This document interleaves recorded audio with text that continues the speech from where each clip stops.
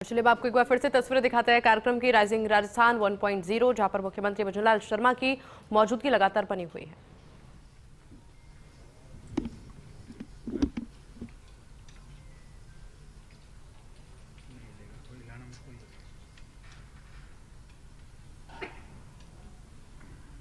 राजस्थान स्थापना दिवस के अवसर पर आयोजित निवेश उत्सव कार्यक्रम में मंचासीन कैबिनेट में मेरे साथी और उद्योग एवं वाणिज्य मंत्री सम्माननीय राज्यवर्धन सिंह राठौर साहब, मुख्य सचिव श्री सुधांशु पंत जी, अध्यक्ष श्री सीमेंट एच.एम. बांगुर जी, प्रमुख शासन सचिव उद्योग एवं वाणिज्य विभाग अजिताभ शर्मा जी, प्रमुख शासन सचिव चेयरमैन RREC श्री आलोक गुप्ता जी, संयुक्त प्रबंध निदेशक मुख्य कार्यकारी अधिकारी JK सीमेंट माधव सिंघानिया जी, राजस्थान हेड CII संजय अग्रवाल जी, आयुक्त उद्योग VIP शिवांगी स्वर्णकार जी, सामने बैठे सभी मेरे भाई और बहनों, सभी अधिकारीगण, पार्टी के हमारे पदाधिकारीगण और इस कार्यक्रम में आए सभी मेरे भाइयों, सबसे पहले तो मैं आपका आज इस कार्यक्रम में निवेश उत्सव 2025 में हार्दिक स्वागत और अभिनंदन करता हूं। और सबसे पहले मैं आप सभी को जिस राजस्थान दिवस के उपलक्ष्य में यह कार्यक्रम हो रहा है, राजस्थान दिवस की आपको मैं बहुत बहुत हार्दिक शुभकामनाएं देता हूं। जैसा कि आप सभी को पता है कि आज चेटी चंडी भी है, उसकी भी मैं शुभकामनाएं देता हूं। चैत्र नवरात्रा के पावन पर्व पर भी आपको शुभकामनाएं देता हूं। और जैसा कि आप सभी जानते हैं कि इस राजस्थान का इतिहास है और इस इतिहास के बारे में संवत 2006 चैत्र शुक्ल प्रतिपदा 30 मार्च 1949 को 19 रियासतें कुछ ठिकानों को मिलाकर के हमारे राजस्थान राज्य की स्थापना हुई थी। और सबसे बड़ी खुशी की बात यह है कि चैत्र शुक्ल प्रतिपदा, रेवती नक्षत्र और इंद्र योग में जो स्थापना हुई थी, वो शायद पहली बार ही अब की बार आया है कि जिसका हमने राजस्थान दिवस मनाया। क्योंकि आप हम सभी देखते हैं, लेकिन कुछ बातें ऐसी होती है हम सबको पता रहता है, लेकिन उसके बाद भी जब उनकी हम वर्षगांठ मनाते हैं तो हमें उसमें विचार करना चाहिए। क्योंकि राजस्थान की स्थापना चैत्र शुक्ल प्रतिपदा, रेवती नक्षत्र और इंद्रयोग की शुभ घड़ी में हुई थी। तो हमने निर्णय लिया है कि आगामी राजस्थान दिवस इसी तिथि को मनाया जाएगा, चैत्र शुक्ल प्रतिपदा को ही हमेशा यह कार्यक्रम हमारा होगा। क्योंकि मैं देखता हूं आपकी जब शादी होती है तो वो तिथि के अनुसार होती है। आपका जो योग निकलता है, शादी का मुहूर्त निकलता है, वो उसी से निकलता है, लेकिन उसमें तारीख तो होती है। आप कोई भी मुहूर्त निकालेंगे तो कोई ना कोई तारीख तो होगी, लेकिन हम उस शुभ घड़ी को, उस शुभ जो समय आता है, क्योंकि अगर हम खगोल शास्त्रीय के हिसाब से हम देखेंगे, ज्योतिष के हिसाब से देखेंगे, हम सबके वो गण गुण भाग को मिलाए जाते हैं, उसके आधार पर ही तो निकलते हैं। अग्रवाल साहब, यही है ना। तो उसको हम भूल जाते हैं। हमें उसको आधार मानते हुए उसको चलना चाहिए। और इसलिए मैं कहना चाहता हूं कि हमारे राजस्थान के लिए ऐसा शुभ अवसर है, शुभ संयोग है, जो हमने उस घड़ी हमारे राजस्थान की स्थापना हुई थी, उसी को हम मानते हुए आगे हमने बृहद राजस्थान की स्थापना के लिए चैत्र शुक्ल प्रतिपदा शुभ तिथि को चुना है। और वो आगामी भी इसी दिवस के हिसाब से वो मनाया जाएगा। इस बार आपने देखा है कि राजस्थान दिवस, स्थापना दिवस को हमने हमारे राजकीय कार्यक्रमों से जोड़ा है। 7 दिवसीय लगातार हमारे कार्यक्रम हुए हैं। 25 से 31 लगातार हमारे कार्यक्रम चले हैं और आज ये हमारे 7 दिवसीय में अंतिम हमारा ये कार्यक्रम है हमारे राजस्थान दिवस का। और मैं आपसे इतना कहना चाहता हूं, जिसे लेकर के हमारे देश के यशस्वी प्रधानमंत्री नरेंद्र मोदी जी का जो विजन है, उस विजन को लेकर के हम चल रहे हैं। और वो विजन हमारा है महिला, किसान, युवा, गरीब, अंत्योदय कल्याण की जो ढेरों सारी शुभकामनाएं हैं, हमने वो प्रदेशवासियों को इन 7 दिवस के माध्यम से हमने उनको देने का काम किया है। हम चाहते हैं कि हमारा राजस्थान हर क्षेत्र में आगे जाए। और आपने देखा है हमारे राजस्थान में बहुत बड़ी अपार संभावनाएं हैं।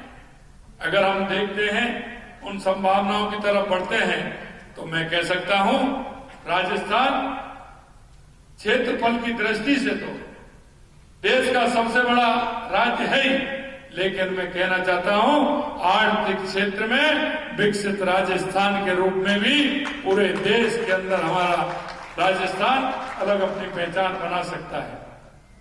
ये जो हम मनाते हैं, वो इसीलिए मैं कहना चाहता हूं आपसे, आप सभी का हृदय से स्वागत भी मैं करता हूं और इस ऐतिहासिक क्षण जो हम कर रहे हैं उसको भी व्यक्त करता हूं। मैं आपको कहना चाहता हूं, आज का ये कार्यक्रम निवेश उत्सव एक महत्वपूर्ण माइलस्टोन है। आप देख रहे हैं राइजिंग राजस्थान इम्पैक्ट 1.0। इसके लिए हम केंद्रित होकर के हम काम कर रहे हैं, जो राइजिंग राजस्थान के तहत किए गए निवेश प्रस्तावों को धरातल पर उतारने के लिए हमारे प्रयास और प्रगति को दर्शाता है। अभी आप मैं संवाद सुन रहा था, मैंने कहा कि उनके अच्छे अनुभव वो बताएंगे हमारे सामने, अधिकारियों के सामने तो अच्छे बताएंगे, लेकिन इसलिए मैंने कहा है कि आप अच्छे तो बता देते हो, लेकिन कहीं ना कहीं, क्योंकि मैं देख रहा हूं लंबे समय से निवेशकों के बीच में और सरकार के बीच में कुछ इस तरह की दीवारें हुआ करती कि जिनको देख करके वो कहते हैं कि नहीं नहीं ऐसे तो होता ही है। हम उस मिशन को तोड़ना चाहते हैं कि ऐसे तो होता ही है, हम उसको बिल्कुल समाप्त करना चाहते हैं। इसलिए मैं आपसे कहना चाहता हूं, और इसलिए बाहर मैंने अभी अजताब जी को कहा, बाहर आप टेबल लगाइए, जो आप एक अगर पेपर उससे मांगेंगे आपका नाम होगा और उस पर हम नंबर भी डालेंगे, उस पर नंबर डालेंगे, आपका नाम भी लिखेंगे, आप उसको भर करके हमको वापस देंगे, जिससे कि कोई भी पेपर ऐसा हमसे भी नहीं निकल जाए कि जिसमें कुछ बातें अच्छी भी आती हैं, तो उसमें नंबर डाल के आपको देंगे। आपको वो सारी बातें लिख करके उसमें देना है। मैं एक बात आपसे जरूर कहना चाहता हूं, आप भी हमने 3 नीतियां घोषित की हैं, क्योंकि नीति वो बनाता है जो नीति के हिसाब से काम करना चाहिए। हमको किसी ने नीति बनाने के लिए नहीं कहा, हमने हर क्षेत्र में नीति बनाने का काम किया, जिससे कि काम समय से हो, समय के हिसाब से काम की ठीक मॉनिटरिंग भी हो। और आप कह रहे हैं अभी राज निवेश पोर्टल हमने जारी किया है और वो मोबाइल पर जारी किया है, उसकी सूचना आपको मोबाइल पर भी मिलेगी। वो हमारे काम करने वाले को ही नहीं है, वो उनको भी है जो जिन्होंने हमारे साथ एमओयू किया है। और अभी हम कहते हैं, हमारे अधिकारी कहते हैं कि उनका फोन नहीं उठा, मेल का भी रिप्लाई नहीं आया। हम उनको भी कहना चाहते हैं कि हमने मेल भी किया, फोन भी किया और इस राज निवेश के माध्यम से आपको सूचना भी दी है। हम उनको भी इंगित करना चाहते हैं कि कोई ऐसे आगे और अब वो ध्यान नहीं दे रहे हैं तो उनकी भी सूची हमें चाहिए, क्योंकि निवेश करने वाले बहुत।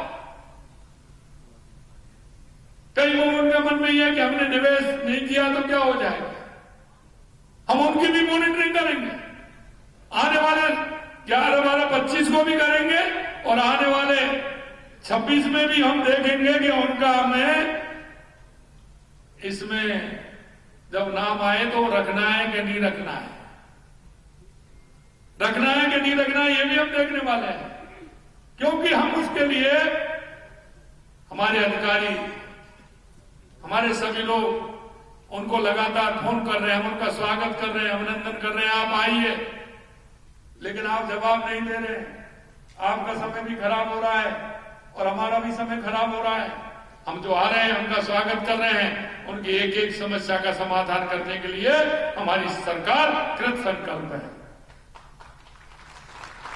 Rajiv Rajasthan global space summit की घोषणा से लेकर आज तक हमने जो उसकी सफलता को आज इस मंच के माध्यम से आपके सामने रख रहा हूं, ताकि प्रदेश की जनता को पता चले कि हम केवल बातें नहीं करते, उनको करके भी हम दिखाते हैं। और इसीलिए मैं कहना चाहता हूं, आपने देखा लगातार हमारी हर महीने 11 तारीख को हमारी मीटिंग होती है। हमने उस डेट को फिक्स कर दिया, क्या है, हर महीने की 11 तारीख को हमारी निवेश को लेकर के हमारी मीटिंग होगी। हमारे इस महीने में कितने एवं जमुन पर आए हैं उसको भी हम देखेंगे, उनको क्या परेशानी है ये भी हम देखेंगे, उसका कारण क्या है ये भी हम देखने वाले हैं। और इसलिए हमने नीतियों का निर्धारण भी किया है। आज भारत की अर्थव्यवस्था एक उभरती हुई शक्ति के रूप में स्थापित हो रही है। यह वो देश है जो अपनी प्रगति की गति से न केवल अपनी जनता के सपनों को साकार कर रहा है, बल्कि वैश्विक मंच पर भी एक नया कीर्तिमान स्थापित कर रहा है। हमारे देश के यशस्वी प्रधानमंत्री नरेंद्र मोदी जी ने विकसित भारत 2047 का जो विजन रखा है वो केवल लक्ष्य नहीं बल्कि एक संकल्प है, और उस संकल्प को लेकर के हम आत्मनिर्भर और समृद्ध और वैश्विक नेतृत्व की ओर बढ़ रहे हैं। इस विजन को आधार बनाकर हम राजस्थान में विकसित राजस्थान 2047 का सपना देख रहे हैं। हमारा लक्ष्य स्पष्ट है कि हम वर्ष 2030 तक राजस्थान की अर्थव्यवस्था को $350 बिलियन तक ले जाएंगे। ये हमारा प्रयास है। ये केवल आंकड़ों का खेल नहीं है, बल्कि ये हमारे युवाओं के लिए रोजगार, हमारे किसानों के लिए समृद्धि, हमारे उद्यमियों के लिए अवसरों का एक नया युग लेकर आएगा। ये राजस्थान का आयोजन होगा, राजस्थान का योगदान होगा उस विकसित भारत के निर्माण में जिसका सपना देश के यशस्वी प्रधानमंत्री नरेंद्र मोदी जी ने देखा है। हम सब साथ मिलकर के इसे आगे बढ़ाने का काम करेंगे। राजस्थान की पहचान केवल इसकी एक रेतीली धरती, रंग बिरंगे पलदान या ऐतिहासिक किलों तक सीमित नहीं है। यह राज्य प्राकृतिक संसाधनों, मानव पूंजी, आर्थिक संभावनाओं का एक अनमोल खजाना भी है, जो इसे निवेशकों के लिए स्वर्ग बनाता है। राजस्थान भारत के सबसे बड़े खनिज उत्पादक राज्यों में से एक है। यहाँ जिंक, लेडाइट सबसे ज्यादा उत्पादन होता है। मार्बल के क्षेत्र में हमारा राज्य न केवल उत्पादन में बल्कि प्रोसेसिंग में भी देश का प्रथम राज्य है। लाइमस्टोन, तांबा, अयस्क, चांदी, राख, फॉस्फेट जैसे खनिजों के उत्पादन में भी अग्रणी है। गिलास और सिरेमिक उद्योग के लिए आवश्यक सभी प्रमुख कच्चे माल, जिप्सम, सिलिका सैंड, वाल क्ले, फेल्सबार, तेल और डोलोमाइट यहाँ प्रचुर मात्रा में उपलब्ध है। यह संसाधन खंड के साथ ही उद्योगों के लिए एक मजबूत आधार प्रदान करते हैं। आपने देखा यही नहीं, आगे भी है। पचपदरा, बालोतरा में रिफाइनरी, पेट्रोकेमिकल कॉम्प्लेक्स के निर्माण में से राजस्थान पेट्रोलियम आधारित उद्योगों का प्रमुख हब बनने वाला है। बड़ी संख्या में रोजगार के अवसर पैदा होंगे। ये राजस्थान की तरक्की में नया अध्याय बनाएगा। हमारी धरती केवल खनिजों से ही समृद्ध नहीं बल्कि कृषि उत्पादन अगर आप देखें तो उसमें भी अग्रणी है। मोटे अनाज, तिलहन, सरसों, ईसबगोल, ग्वारगम, मेथी दाना, ये भी सब राजस्थान में होते हैं और ये भी पहले स्थान पर है। सौंफ, लहसुन, जीरा, धनिया जैसे मसालों का उत्पादन में हमारा राज्य दूसरा सबसे बड़ा उत्पादक है। मैं युवाओं से कहना चाहता हूं कि वो आए और इसके माध्यम से अपने आप को जोड़ते हुए, क्योंकि अगर आप इन हमारे खनिजों से, हमारे उत्पादनों से अगर जुड़ेंगे तो आपको एक सफलता मिलेगी कि नया मार्केट भी मिलेगा। बाजार में आप देखेंगे हमारा सामान कहां जा सकता है, देश दुनिया में हम कहां इसकी सप्लाई कर सकते हैं, तो निश्चित रूप से उससे भी हमारा राजस्थान आगे बढ़ेगा। ये उत्पादन न केवल स्थानीय अर्थव्यवस्था को मजबूत करते हैं बल्कि वैश्विक बाजार में भी हमारी पहचान बनाते हैं। राजस्थान की कनेक्टिविटी इसे निवेश के लिए और भी आकर्षित बनाती है। भारत में राष्ट्रीय राजमार्ग का तीसरा सबसे बड़ा नेटवर्क, दूसरा सबसे बड़ा रेल नेटवर्क हमारे राज्य में है। इसके अलावा 9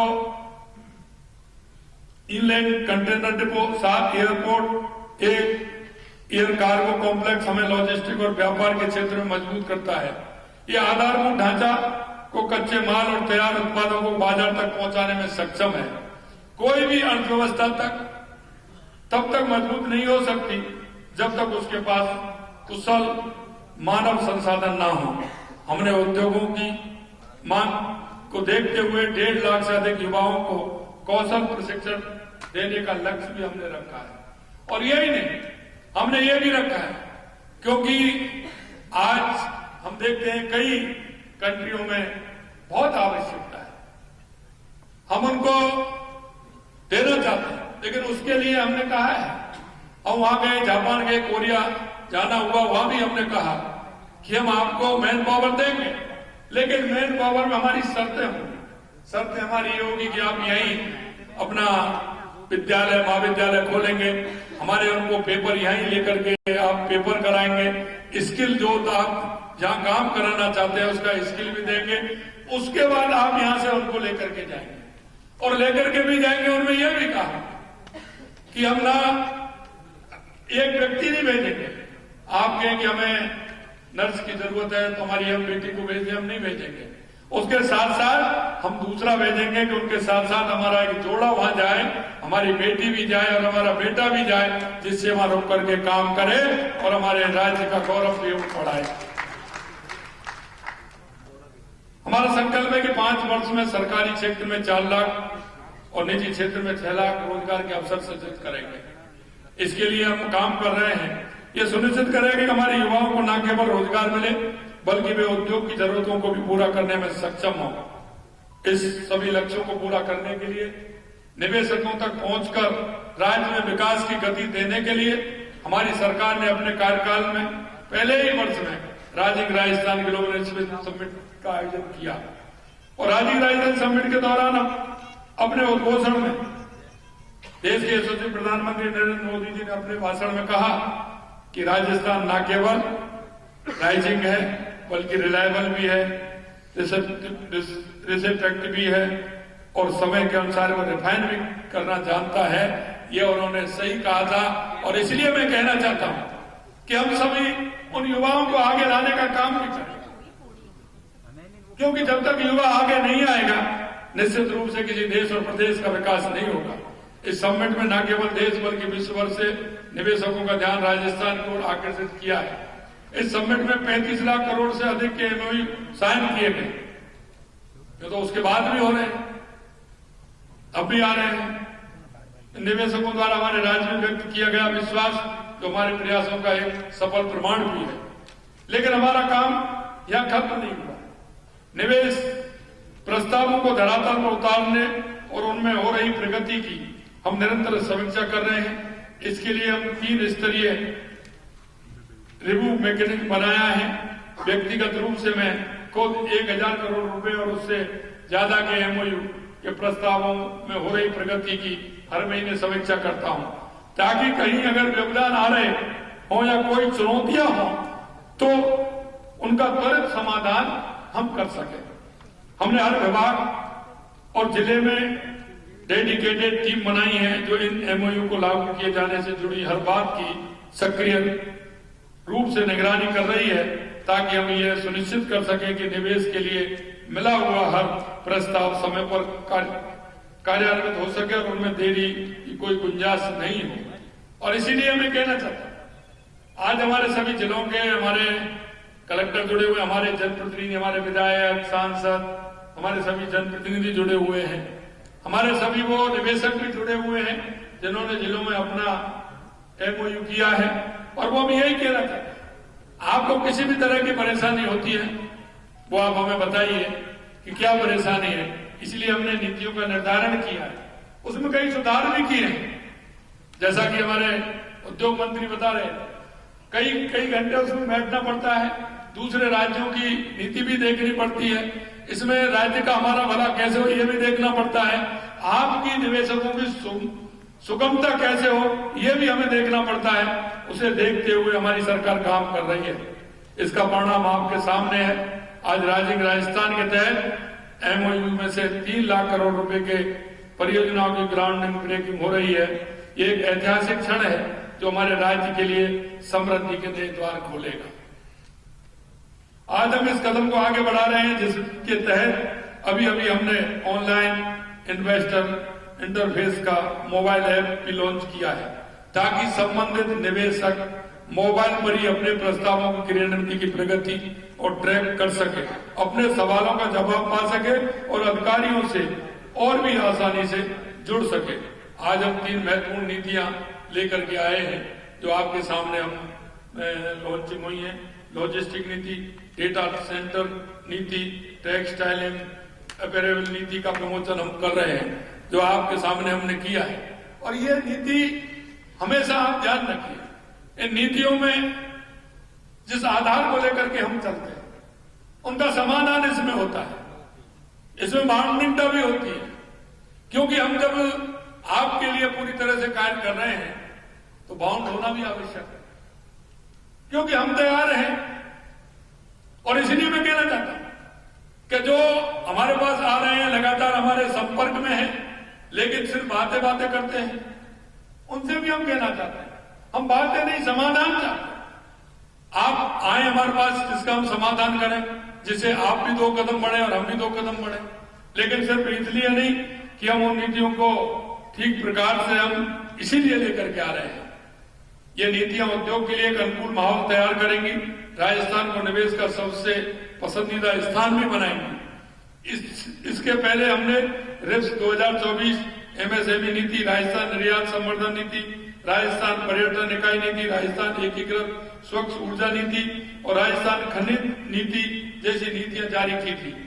इन सभी नीतियों ने उद्योग और निवेश के लिए एक स्पष्ट रोड मैप तैयार किया है।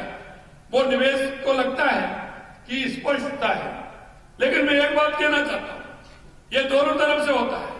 क्योंकि निवेशक भी ये चाहता था पहले, उसकी भी परेशानी थी और सरकारों की भी परेशानी थी। वो इस तरह से कहती है किस मार्ग से आपको आना है, निवेशक भी उसी मार्ग से जाना चाहता था। मैं आपसे यही कहना चाहता हूं, उन मार्गों को छोड़ दीजिए, सीधे आइए, नीति से काम करिए, आप भी ठीक रहेंगे और हम भी ठीक रहेंगे और ठीक प्रकार से हमारे राजस्थान का विकास भी होगा। नए निवेश को जल्दी से जल्दी धरातल पर उतारने के लिए तेजी से भूखंड आवंटन जरूरी है। इसलिए हमने डायरेक्ट लैंड एलोकेशन पॉलिसी शुरू की है। इसमें भूखंड आवंटन की प्रक्रिया सुव्यवस्थित बनेगी और परियोजनाओं को लॉन्च करने के लिए प्रस्ताव समय को काम करने में मदद मिलेगा। हमारी सरकार ने रीको के माध्यम से डायरेक्ट लैंड अलॉटमेंट के लिए पोर्टल के माध्यम से पारदर्शी व्यवस्था स्थापित की है। 15 मार्च तक जिन निवेशकों ने एमओयू किया उनमें से 107 निवेशकों ने अभी तक इस पोर्टल के माध्यम से जमीन आवंटन के लिए आवेदन किया है तथा उन्हें जमीन शीघ्र आवंटित कर दी जाएगी। निवेशकों की रुचि एवं मांग को देखते हुए मैं यह घोषणा करता हूं कि जिन निवेशकों द्वारा 30 अप्रैल तक एमओयू किया जाएगा। घोषणा करता हूं कि जिन निवेशकों द्वारा 30 अप्रैल तक भी एमओयू किया जाएगा, उनके लिए भी ये पोर्टल 15 मई तक खोलकर उनको भी भू आवंटित किया जाएगा। ये भी मैं आज कहना चाहता हूं। इसलिए हमने लैंड पॉलिसी शुरू की। इससे भूखंड आवंटन की प्रक्रिया सुव्यवस्थित बनेगी और परियोजनाओं को लॉन्च करने के लिए प्रस्तावित समय को कम करने में मदद मिलेगी। हमारी विकास की कहानी ये तो शुरुआती पन्ने हैं। इसके बाद हम राजस्थान ग्लोबल इन्वेस्टमेंट समिट 2026 का भी आयोजन करने जा रहे हैं, जो और भी बड़ा होगा और दूरगामी बदलाव लेकर के आएगा। राजस्थान की समृद्धि और विकास में प्रवासी राजस्थानी भाइयों का अभूतपूर्व योगदान रहा है। मैं आज के माध्यम से भी उनसे कहना चाहता हूं कि प्रदेश के विकास में प्रवासी राजस्थानियों की भागीदारी सुनिश्चित करने के लिए मैं राजस्थान फाउंडेशन के 14 नए चैप्टर्स खोलने की घोषणा भी करता हूं। इसके तहत राजस्थान फाउंडेशन देश में गुवाहाटी, भुवनेश्वर, रांची, पुणे एवं दिल्ली और विदेश में Dubai, Munich, Riyadh, Tokyo, Singapore, Melbourne, Nairobi, Kampala और दुआ में अपने नए चैप्टर स्थापित करेगा। विकसित राजस्थान की प्रतिबद्धता को पूरा करने के लिए हम इस साल 11 और 12 दिसंबर को 2 दिवसीय पार्टनरशिप कॉन्क्लेव का आयोजन करने जा रहे हैं, जो सरकार, उद्योग और कारोबार जगत के बीच तालमेल को और सुदृढ़ बनाने में केंद्रित होगा। राजस्थान के औद्योगिक विकास के अगले अध्याय को आकार देने हेतु मैं सभी निवेशकों, साझेदारों और स्टेक होल्डर्सों को हमारे इस प्रयास में शामिल होने का आमंत्रण भी देता हूं, क्योंकि वो आए और आराम से आकर के वो अपना निवेश करें। हमारी सरकार उद्योग और निवेश के लिए सकारात्मक वातावरण बनाने के लिए हर संभव कदम उठा रही है। पानी की कमी को दूर करने के लिए हमने ERCP रामजल सेतु के रूप में धरातल पर उतारने का काम हाथ में लिया है। यमुना जल समझौता से शेखावाटी क्षेत्र में पानी की आपूर्ति का काम शुरू होने वाला है। यही नहीं, इंदिरा गांधी नहर के लिए भी हमने पिछले साल और अब मिलाकर के 3400 करोड़ रुपए हमने दिया है, जिससे कि वो ठीक प्रकार से उसका पानी बह हो सके और उसका आगे तक टेल तक पानी पहुंच सके। हमने उसी स्कीम में देवास स्कीम को लिया है, उसी स्कीम में माही और सोम गोपाल बांध को लेकर के जवाई बांध का काम भी हमने काम में लिया है। मैं आपसे कहना चाहता हूं, हर क्षेत्र में हमारी सरकार काम करना चाहती है। इसके साथ ही आधारभूत ढांचे के विकास पर हमारा विशेष ध्यान है। हमने प्रदेश में 9 ग्रीनफील्ड एक्सप्रेसवे का निर्माण कर रहे हैं, जो हमारी कनेक्टिविटी को और मजबूत करेंगे। हमारी सरकार ने 18 नए औद्योगिक क्षेत्र स्थापित करने जा रही है। ये नए औद्योगिक क्षेत्रों को अलग अलग सेक्टर्स की जरूरतों को पूरा करने के हिसाब से डिजाइन किया गया है, ताकि राजस्थान को मैन्युफैक्चरिंग, विनिर्माण क्षेत्र को पावर हाउस बनाया जा सके। अक्षय ऊर्जा के क्षेत्र में भी राजस्थान निवेश की असीम संभावनाओं से भरा है। या सौर और पवन ऊर्जा की प्रचुरता ने पूरी दुनिया के निवेशकों को ध्यान आकर्षित किया है और हम इस क्षेत्र में अग्रणी बनने की ओर बढ़ रहे हैं। आज राजस्थान भारतीय अर्थव्यवस्था की एक नई सफलता की कहानी लिखने के लिए तैयार है। हमारी सरकार पारदर्शिता, सुशासन, नीतिगत सुधारों के माध्यम से राजस्थान को देश का सर्वश्रेष्ठ निवेश स्थल बनाने के लिए प्रतिबद्ध है। मेरा मानना है कि हम राजस्थान बदलाव का इंतजार नहीं करते, हम बदलाव लाते हैं। विकसित राजस्थान के सपने को साकार करने के लिए हम उद्योग, निवेशकों और आम जनता के साथ मिलकर काम करते रहेंगे। अंत में मैं आप सभी से आह्वान करता हूं कि इस ऐतिहासिक यात्रा का हिस्सा हो। हम सबका साझा दायित्व है कि उद्योगपति निवेश लाएं, युवा अपनी प्रतिभा से राज्य को समृद्ध करें, किसान अपनी मेहनत से अन्न के भंडार भरें। हम सब मिलकर के एक ऐसे राजस्थान का निर्माण करें जो न केवल भारत का गौरव बने, बल्कि विश्व में अपनी पहचान स्थापित करे। आइए हम सब मिलकर के इस राजस्थान दिवस के अवसर पर हम सब प्रेरणा लें कि हमारे राजस्थान को एक अग्रणी राजस्थान बनाएं, विकसित राजस्थान बनाएं। देश के यशस्वी प्रधानमंत्री नरेंद्र मोदी जी के नेतृत्व में जो उन्होंने संकल्प लिया है 2047 तक विकसित भारत बनाने का, उसमें राजस्थान अग्रणी बनकर विकसित राजस्थान बने। इस आशा और विश्वास के साथ हम सब मिलकर इस संकल्प को पूरा करें और राजस्थान को विकास की नई ऊंचाइयों पर ले जाएं।